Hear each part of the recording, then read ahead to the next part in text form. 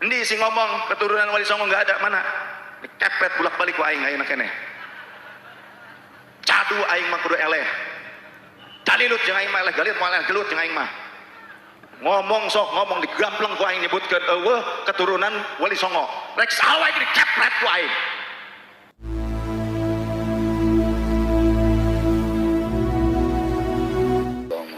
Bahwasanya tidak ada anak cucu Wali Songo, tidak ada anak cucu Wali Songo. Jadi kalau ada orang yang sekarang ini, yang sekarang ngaku cucunya Wali Songo, itu nggak ada. Sekalipun ada dari pihak ibu, bukan dari pihak abah. Kalau dari pihak ibu terputus.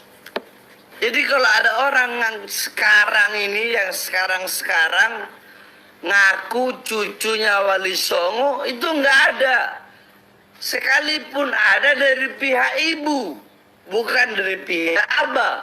Kalau dari pihak ibu terputus. Kata siapa Wali Songo itu bukan zuriat Rasul? Kata siapa Wali Songo tidak punya keturunan? Nih, contoh kitab, salah satu kitab yang menjadi rujukan Rabithah Alawiyah, Syamsul Zahirah. Ini saya bawa kitab yang juz keduanya, dua jilid. Ini karya siapa? Karya Mufti Tahrim 112 tahun yang lalu kurang lebih. Yang datang ke berbagai negara termasuk ke Indonesia, termasuk ke Kesultanan Banten, Kesultanan Cirebon, ke Ampel, mendata zuriat Rasul. Jika 112 tahun yang lalu berarti masih baru. Kitab ini tidak terlalu tua, baru 112 tahunan kira-kira. Mufti Tahrim datang ke Indonesia, mencatat ke berbagai negara, beliau mencari. Di sini ada pada jilid yang kedua. Tuh skema, beliau membuat skema zuriyah Sunan Gunung Jati saja, ini silsilah Sunan Gunung Jati. Saya bacakan. Dari Rasulullah sallallahu alaihi wasallam, Muhammad bin Abdullah punya putri Sayyidah Fatimah radhiyallahu anha, menikah dengan Sayyidina Ali karramallahu wajhah. Dibacakan saja nggak apa-apa walaupun hafal juga, karena supaya valid, ini betul ada dasarnya. Endi sing ngomong keturunan Wali Songo nggak ada, mana? Kepet bolak-balik ku aing ayeuna keneh. Cadu aing mah kudu eleh.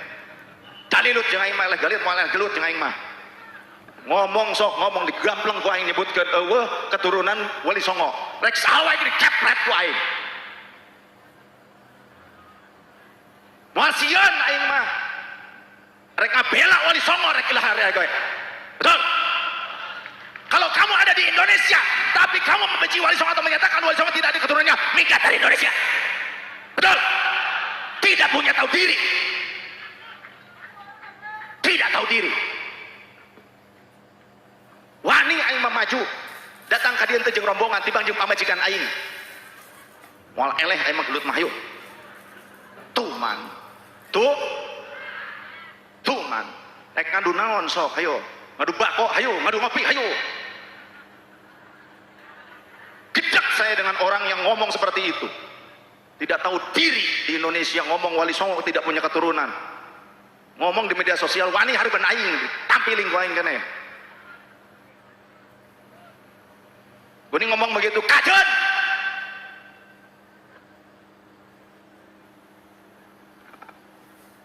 Yakin aing payah ge membela Wali Songo aing mah. Ada yang mau ikut membela Wali Songo? Ada yang mau mengkhianati Wali Songo? Ayo. Assalamualaikum warahmatullahi wabarakatuh. Selamat datang, selamat berjumpa kembali di channel Islam Nusantara, channel yang selalu setia dan standby di ujung selatan Pulau Jawa. Beliau yang ada dalam video tadi adalah Sayyid Saif Alwi. Jika mengutip pernyataan Gus Dur sebagaimana yang diceritakan oleh Nyai Sunia Ruhama dan diliput berbagai media, bahwa anak muda NU akan bangkit melawan radikalisme. Melihat perkembangan dakwah di Indonesia beberapa tahun terakhir ini, prediksi Gus Dur ini ternyata benar-benar terjadi. Terbukti terus bermunculan pendakwah muda Nahdlatul Ulama yang semakin gencar menyuarakan dan menebarkan ajaran Islam Ahlus Sunnah wal Jamaah yang wasatiyah atau toleran dan juga alim. Beliau-beliau ini tidak pernah gentar sedikit pun untuk menangkal paham radikal dan menghadapi kelompok transnasional yang menginginkan Indonesia menjadi negara khilafah. Di antara mereka adalah Sayyid Saif Alwi. Sayyid Saif Alwi merupakan keturunan Sunan Gunung Jati yang ke-18 dan merupakan keturunan ke-24 dari Abdul Malik. Beliau adalah salah satu dari tokoh Nahdlatul Ulama yang ikut geram mendengar pernyataan Bahar bin Smith yang mengatakan bahwa keturunan Wali Songo sudah tidak ada. Dan ini adalah sebuah pembelokan sejarah yang sangat nyata, sangat melukai perasaan rakyat Indonesia, terutama mereka yang masih punya nasab atau garis keturunan yang nyambung ke salah satu dari Wali Songo. Dan dalam hal ini yang marah dan geram adalah para dzurriyyah Sunan Gunung Jati. Sebagaimana kita ketahui, Syarif Hidayatullah atau Sunan Gunung Jati merupakan salah satu dari 9 orang yang menyebarkan Islam yang terkenal di Pulau Jawa. Maka dari itu, dia disebut sebagai salah satu dari Wali Songo. Sunan Gunung Jati lahir pada tahun 1448. Kemudian beliau wafat saat usia 120 tahun pada tanggal 19 September 1568 di Cirebon. Sunan Gunung Jati ini merupakan keturunan ke-17 dari Rasulullah SAW. Silsilahnya dimulai saat Nabi Muhammad SAW memiliki seorang putri bernama Fatimah. Kemudian Fatimah melahirkan Sayyid Husain sampai pada generasi-generasi selanjutnya sehingga lahirlah ayah Sunan Gunung Jati. Sementara ayah Sunan Gunung Jati terkenal dengan sebutan Syekh Maulana Akbar. Beliau adalah seorang penguasa Mesir. Ibu Sunan Gunung Jati bernama Nyi Mas Rara Santang yang merupakan putri Raja Pajajaran yang bergelar Sri Baduga Maharaja. Setelah menikah, gelarnya berganti menjadi Syarifah Mudaim. Awal mula pertemuan kedua orang tua Sunan Gunung Jati adalah ketika Nyi Mas Rara Santang sedang melaksanakan ibadah haji ke kota Mekah. Di sana ia bertemu Syekh Maulana Akbar. Singkat cerita, mereka menikah dan dikaruniai 2 putra, yaitu Syarif Hidayatullah atau Sunan Gunung Jati dan adiknya Syarif Nurullah. Pada tahun 1470 Masehi, Sunan Gunung Jati menginjakkan kaki di Cirebon untuk pertama kalinya. Kedatangannya ini disambut baik oleh pamannya yang merupakan seorang raja Cirebon, yakni Raden Walang Sungsang. Sebelumnya diceritakan bahwa Sunan Gunung Jati merupakan pendakwah di Pulau Jawa. Beliau mendakwahkan Islam dengan cara menggabungkannya dengan kesenian lokal, yaitu gamelan Jawa. Berkat cara itu, banyak yang ingin menonton pertunjukan yang diadakan oleh Sunan Gunung Jati. Mereka yang tertarik harus membayar tiketnya dengan membaca 2 kalimat syahadat. Hasilnya, banyak orang Indonesia, khususnya orang Jawa yang kala itu bernama Nusantara, memeluk agama Islam tanpa ada unsur pemaksaan.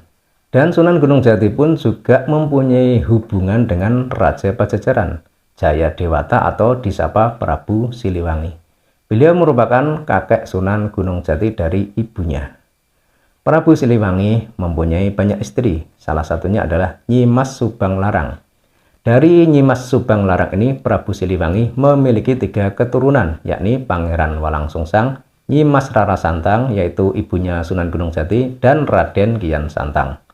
Dengan demikian, hubungan Sunan Gunung Jati dengan Rasulullah SAW berasal dari keturunan ayahnya. Sementara hubungannya dengan Prabu Siliwangi berasal dari garis keturunan ibunya. Dan silsilah atau garis keturunan dari Sunan Gunung Jati ini masih terjaga hingga kini. Mereka banyak tersebar di berbagai wilayah di Nusantara. Ada Sultan Hasanuddin, ada Sultan Ageng Tirtayasa, dan masih banyak lagi tokoh-tokoh lainnya. Maka ketika ada orang mengatakan bahwa dzurriyyah Wali Songo tidak ada, ini merupakan sebuah penghinaan yang sangat luar biasa. Tindakan yang tak pantas dilakukan oleh orang atau oknum yang katanya Habib, yang katanya keturunan Rasulullah. Meski belakangan diragukan keabsahannya sebab adanya kajian ilmiah dari berbagai tokoh, salah satunya adalah dari Kiai Imaduddin dari Banten. Kiai Imaduddin menyatakan bahwa nasab para habaib terputus dan tidak tersambung kepada Kanjeng Nabi. Semua dijelaskan berdasarkan kitab kuno yang ditulis pada abad ke-5. Dan hingga kini pihak yang dimaksudkan Kiai Imaduddin juga belum bisa membantah temuan itu. Namun persoalan itu belum selesai, lagi-lagi oknum Habib bernama Bahar bin Smith malah bikin ulah lagi. Dia mengatakan dalam sebuah video bahwa dzurriyyah Wali Songo itu tidak ada, katanya sudah terputus. Maka harusnya saat inilah para dzurriyyah Wali Songo menyuarakan kebenaran, menunjukkan dalil, membentengi rakyat Indonesia dari paham-paham radikal dan dari giringan opini yang bertujuan untuk menyesatkan umat manusia. Tujuannya apa? Ya agar kebenaran terungkap sehingga anak cucu kita kelak tidak hidup dalam kebohongan sejarah. Salam waras.